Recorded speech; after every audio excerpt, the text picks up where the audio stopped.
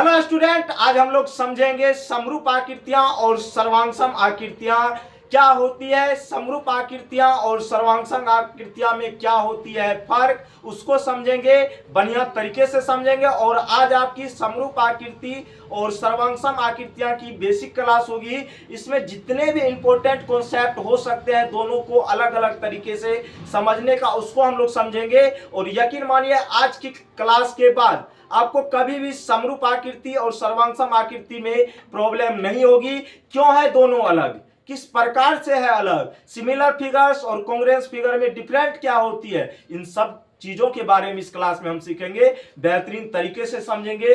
तो जो भी मेरे नुन्नू बउआ छोटे बड़े भैया नम्मा क्लास में पढ़ते हैं, खास करके 10वां सब में, वो थोड़ा बढ़िया से समझ लीजिए, ठीक है, काहे कि आगे चल के काम देगा आपको। तो आज की क्लास करते हैं हम स्टार्ट। यहाँ पे दो चीजें आपको दिख रही होगी, समरूप आकृति, एक होती है सर्वांगसम आकृति, ठीक है। इन दोनों के बारे में हम समझेंगे, अलग अलग करके समझेंगे कि दोनों में फर्क क्या है। सबसे पहले हम बात करते हैं समरूप आकृति की। तो समरूप आकृति क्या होती है भैया जी, वैसे दो ज्यामितीय आकृति जो दिखने में एक समान हो, दिखने में क्या हो, एक समान हो, लेकिन माप कुछ भी हो उससे हमें कोई मतलब नहीं है। एक होता है सर्वांगसम आकृति, वैसे दो ज्यामितीय आकृति जो एक दूसरे को पूर्ण रूप से ढक ले, ये सर्वांगसम आकृति कहलाती है। और इसमें माप होना चाहिए बराबर। लेकिन अब हम अलग अलग करके इन दोनों को समझाते हैं, बहुत सारे एग्जाम्पल लेकर के, ताकि आपका कंफ्यूजन हो जाए दूर। तो सबसे पहले हम चर्चा करेंगे किसपे, समरूप आकृति के बारे में। तो हमने समरूप आकृति के बारे में क्या बताया कि वैसे दो ज्यामितीय आकृति जो दिखने में एक जैसा होना चाहिए, माप कुछ भी हो उससे कोई मतलब नहीं। जैसे मेरा नाम बलजीत है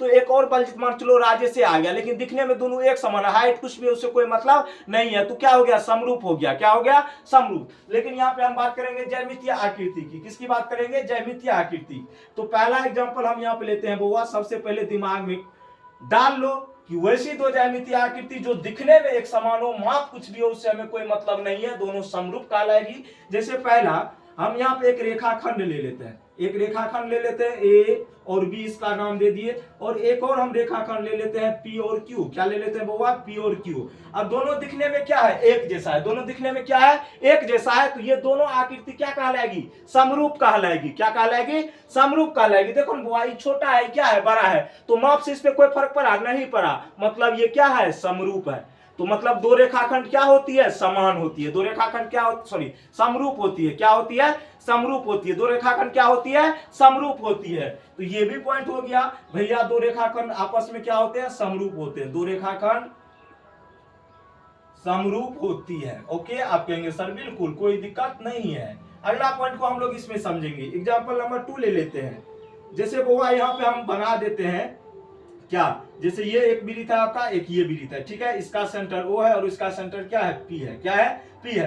अब यहाँ पे दो वृत्त आपको दिख रहा है, तो दोनों वृत्त दिखने में एक जैसा है, लेकिन दोनों का त्रिज्या अलग अलग है, माप क्या है, त्रिज्या का अलग अलग है। लेकिन आपको फोकस किस पे करना है, दिखने में होना चाहिए क्या, एक समान। तो ये क्या कहलाएगी, समरूप कहलाएगी। मतलब ये यहाँ पे एक पॉइंट ये भी बना कि दो वृत्त आपस में क्या होते हैं, समरूप होते हैं। क्या होते हैं, दो वृत्त आपस में समरूप होते हैं। क्या होते हैं बुआरे, दो वृत्त आपस में समरूप होते हैं। इसको भी आपको याद रखना है। याद क्यों रखेंगे भैया, जब समझा रहे हैं तो समझ जाएंगे, ठीक है। तो दिखने में दोनों एक समान है, तो ये क्या हो गया, समरूप हो गया। यहां से यहां इसका रेडियस हो गया और यहां से यहां इसका रेडियस हो गया। इस पे हम चर्चा करेंगे आगे वाले पे, ठीक है। तीसरा एग्जांपल हम ले लेते हैं, दो त्रिभुज समरूप होते हैं। दो त्रिभुज क्या होते हैं बउआ, समरूप होते हैं। क्या होते हैं, समरूप होते हैं। अब भैया अगर त्रिभुज के समरूपता के बारे में पढ़ाने लगे ना, तो जिंदगी में जितना तू नहीं पढ़ा होगा ना उससे 10 गुना पढ़ा देंगे। लेकिन रीजन है उसके पीछे, आज नहीं पढ़ेंगे, क्योंकि आज हम समरूप आकृति के बारे में पढ़ रहे हैं, ना कि त्रिभुज की समरूपता के बारे में, ठीक है। तो सीधा ये समझो, दो त्रिभुज क्या होते हैं, समरूप होते हैं। दो त्रिभुज क्या होते हैं, समरूप होते हैं। जैसे देखो ये एक ट्रायंगल हो गया, ये एक क्या हो गया, ट्रायंगल हो गया। इसका नाम दे दो ABC PQR, ठीक है। दो त्रिभुज क्या होते हैं भैया, समरूप होते हैं। क्या होते हैं, समरूप होते हैं। अब देखो दोनों का साइज अलग अलग है, लेकिन क्या है, दिखने में एक समान है। भैया समरूप के चिन्ह ऐसे होता है, ठीक है। ये क्या हो गया, समरूप का चिन्ह। ये क्या हो गया, समरूप का चिन्ह। ओके, तो इसको भी आप ध्यान रखेंगे। तो दो त्रिभुज क्या होते हैं? समरूप होते हैं। ओके, और आगे आप बात करेंगे तो दो आयत भी समरूप होते हैं। क्या होते हैं बुआ? जैसे दो हम आयत बना लिए ऐसे ऐसे करके, ठीक है, तो ये भी क्या है? आपस में समरूप है। क्या है? समरूप है। दो वर्ग भी क्या होते हैं? समरूप होते हैं। दो वर्ग भी क्या होते हैं? समरूप होते हैं। इसको भी आप लोग लिख लेंगे, क्योंकि जगह कम बचा हुआ है तो ये समझाने में जगह नहीं बचेगा, इसीलिए आगे हम बात करते हैं। अब इसमें जो हमने पहला एग्जांपल लिया था, दो रेखाखंड क्या होती है? समरूप होती है, लेकिन दो रेखाखंड सर्वांगसम भी होती है। क्या होती है? सर्वांगसम भी होती है। बोलो कैसे? दो रेखाखंड सर्वांगसम तब होगी जब ओकर दोनों के माप होगा एक समान। कितना समान होगा? एक समान। जैसे हम यहाँ पे वो एग्जांपल थोड़ा हम बताते हैं। जैसे ये हो गया, यहां से यहां गए तो ए और बी हो गया, बोलो हाँ या ना। ये मान लो 5 सेंटीमीटर का है। कितना सेंटीमीटर का है? और एक और हम रेखाखंड बना लिए पी और क्यू। पी और क्यू ये भी है कितना सेंटीमीटर का? 5 सेंटीमीटर का। अब देखो दोनों तो है रेखाखंड ही, दोनों है क्या? रेखाखंड ही, लेकिन दोनों का माप क्या है? सेम है। इसमें दिखने में तो एक समान है ही, लेकिन माप भी क्या होना चाहिए? समान होना चाहिए। तो ये क्या कहलाएगा? सर्वांगसम आकृति। क्या कहलाएगा? तो दो रेखाखंड कब सर्वांगसम होगा? जब उनकी माप क्या हो? समान हो। तो वैसे डायरेक्ट अगर दो रेखाखंड दे दिया बड़ा छोटा तो समझ जाओ वो क्या है? समरूप है। लेकिन दो रेखाखंड सर्वांगसम तभी कही जाएगी जब उसका माप क्या हो? समान हो। तो यहाँ पे देखो दोनों का माप क्या है? सेम है ना, तो ये दोनों रेखाखंड क्या हो गया? सर्वांगसम हो गया। तो यहाँ पे लिखेंगे क्या पॉइंट में? दो रेखाखंड सर्वांगसम होगी, दो रेखाखंड सर्वांगसम होगी यदि उनकी माप समान हो। उनकी माप क्या हो? समान हो। उनकी माप समान हो। ओके, अब की बार से हम ये बोल देंगे, आपको लिख लेना है। जैसे दूसरा एग्जांपल हमने लिया वृत्त का। किसका लिया हुआ?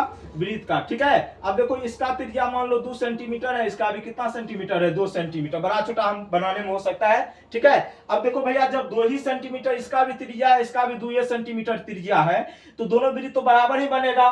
तो दो वृत्त सर्वांगसम होंगे कब? जब उनकी त्रिज्या क्या हो? समान माप का हो। जब उनकी त्रिज्या समान माप का हो, तो यहां पे लिखेंगे दो वृत्त सर्वांगसम होते हैं। दो वृत्त क्या होते हैं बउआ? सर्वांगसम होते हैं। क्या होते हैं? सर्वांगसम होते हैं यदि उनकी त्रिज्या समान माप का हो। कितना माप का हो? त्रिज्या समान माप का हो। इसको भी आप याद रखेंगे। ठीक है, अब उसके बाद तीसरा पॉइंट में हम बताते हैं, दो वर्ग भी आपके क्या होते हैं? सर्वांगसम होते हैं। दो वर्ग क्या होते हैं? सर्वांगसम होते हैं। दो वर्ग क्या होते हैं बउआ? सर्वांगसम। क्या होते हैं? सर्वांगसम। दो वर्ग सर्वांगसम होते हैं यदि उनकी भुजा का माप बराबर हो। यदि उनकी भुजा की माप क्या हो? बराबर हो। दो भुजा की माप बराबर हो तो वो क्या कहलाएगा? सर्वांगसम। जैसे हम यहाँ पे दो वर्ग बना लेते हैं। एक वर्ग आपका ये हो गया और एक वर्ग ये हुआ। ये भी है मान लो 3 सेंटीमीटर भुजा वाला वर्ग, और ये भी क्या है? 3 सेंटीमीटर भुजा वाला वर्ग है। तो ये दोनों आकृतियां क्या कहलाएगी? सर्वांगसम कहलाएगी। क्या कहलाएगी? सर्वांगसम। क्यों भैया? क्योंकि ये भी 3 सेंटीमीटर भुजा वाला वर्ग है, ये भी कितना सेंटीमीटर भुजा वाला वर्ग है? 3 सेंटीमीटर भुजा वाला ये वर्ग है। तो इस तरीके से दोनों आकृतियां क्या कहलाएगी? सर्वांगसम कहलाएगी। क्या कहलाएगी? सर्वांगसम कहलाएगी। अगर फिर से हम एक बार रिवाइज करा देते हैं आपको। सबसे पहले याद रखना है कि समरूप आकृतियां वैसी दो ज्यामितीय आकृति जिनको जो दिखने में क्या हो? एक समान हो। ठीक है, माप कुछ भी हो उससे कोई मतलब नहीं। जैसे एग्जांपल के लिए आप देख रहे हैं, दो रेखाखंड हमने बनाया, एक लंबा है एक छोटा है, लेकिन दिखने में दोनों क्या है? एक समान है, तो ये समरूप आकृति होगी। दो वृत्त भी आपस में समरूप होते हैं कब? जब उनका माप बराबर ना हो। माप बराबर भी होगा तो पर भी होगा समरूप, सिर्फ दिखने में एक जैसा होना चाहिए। दिखने में क्या होना चाहिए? एक जैसा होना चाहिए। अब देखो यहाँ पे हम क्या बोले? दो वृत्त क्या होते हैं? समरूप होते हैं। जैसे यहाँ छोटा है ये बड़ा है, तो माप इस पे डिपेंड नहीं करता है इसमें। ठीक है, तो दिखने में केवल एक जैसा होना चाहिए। अब दो त्रिभुज भी समरूप होते हैं। देखो ये छोटा है ये बड़ा है, इसलिए हमने छोटा बड़ा करके दिखाया ताकि आपको अच्छी तरीका से समझ में आए। ठीक है, अब यहाँ पे देखो डायरेक्ट सर्वांगसम आकृति में कहा गया है, दो ज्यामितीय आकृति सर्वांगसम आकृति तभी कहा जाएगी, वो दिखने में तो एक समान होना ही चाहिए, लेकिन उसका माप भी क्या होना चाहिए? बराबर। तभी पूर्ण रूप से एक दूसरे को क्या करेगा? ढकेगा। तो यहाँ पे देखो दो रेखाखंड हमने बनाया ए बी और पी क्यू, दोनों का माप कितना सेंटीमीटर का है? 5-5। तो मतलब दोनों एक दूसरे को पूर्ण रूप से क्या करेगा? ढकेगा, और माप बराबर है तो दोनों सर्वांगसम होगा। दो वृत्त भी सर्वांग होते हैं कब, जब उनकी त्रिज्या का माप क्या हो, बराबर हो। जैसे यहाँ पे भी 2 सेंटीमीटर त्रिज्या वाला है, यहाँ पे भी 2 सेंटीमीटर, दोनों क्या हो जाएंगे, सर्वांग। दो वर्ग भी समरूप होते हैं कब, जब उनकी त्रिज्या का माप क्या हो, सॉरी उसके भुजा का माप बराबर हो, तो क्या कहलाएंगे, सर्वांग सम। ठीक है। अब वो एक पॉइंट ये भी आता है, क्या सर सभी जो समरूप आकृतियां होगी वो सर्वांगसम कहलाएंगी, तो यहाँ पे हम लोग स्टूडेंट जवाब देंगे बिल्कुल भी नहीं कहलाएगी, लेकिन जितनी भी सर्वांगसम आकृतियां वो सभी समरूप कहलाएगी। इसको भी आप विशेष रूप से याद रखेंगे। और क्लास 10th की अगर आप दे रहे हैं एग्जाम तो 6.1 चैप्टर 6.1 आपका हो गया यहीं से क्लियर, 6.1 यहां से क्लियर हो गया। लेकिन इसमें हम लोग आगे चल के एक विशेष ट्रायंगल के बारे में पढ़ेंगे। ट्रायंगल के बारे में क्या पढ़ेंगे, त्रिभुज की समरूपता। त्रिभुज की समरूपता में भैया तोरा हम इतने पढ़ा देंगे कि जिंदगी में आज तक तू कभी पढ़बो नहीं क्या होगा कि शायद ये चीज होता है, दिखने में एक समान है तो क्या होगा, समरूप हो गया। नहीं, ये एक बेसिक कॉन्सेप्ट है पहचानने का। ये मत समझ लेना कि ये त्रिभुज समरूप हो गया, वो दिखने में एक समान है तो हम बोल देंगे समरूप है। उसके पीछे भी लेकिन बहुत सारा होता है कंडीशन। क्या होती है कंडीशन, क्यों होता है वैसा, सब कुछ जानेंगे, बढ़िया तरीके से जानेंगे। तब तक जानेंगे कि जब तक हम गणित को उखाड़ के फेंक ना दे। समझ गए ना, तो हो जाइए आप तैयार और अपनी कुर्सी को पेटी के लीजिए बंद, काहे कि अगले दिन जो हम त्रिभुज की समरूपता पढ़ाने वाले हैं बेहतरीन तरीके से। तो बाय बाय, टेक केयर, जय हिंद, जय भारत।